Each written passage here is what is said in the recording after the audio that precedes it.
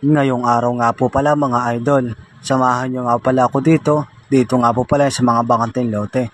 Ito nga po pala bakanting loteng to ay linisin po natin. Ayan nga po pala naka-schedule ngayong araw na para mag-grass cutter po natin. Pero bago ang lahat, yan nga po pala kumuha muna ako ng ating gagamitin na grass cutter. Yan nga po pala nakuha na natin yung pandiinan natin ginagamit. Yan nga po pala pinatakbo ko na. Pagkatapos ko natin patakbuhin, ayan nga po pala, tumakbo na rin ako dito sa bakanting lote na ating schedule. Kaya, ayan nga po pala mga idol, makikita nyo at sinisimulan na po natin.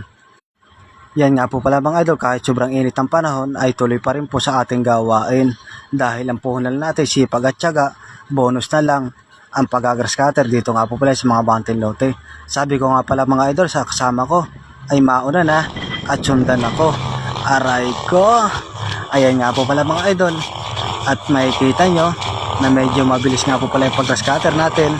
Diyan nga po pala sa mga bakanting lote ay pwedeng pandayo, wag lang tatakbo. Aray ko! Ayan nga po pala mga idol, papakita ko na sa inyo ang mga kaganapan na ating ginawa diyan nga po pala sa mga bakanting lote.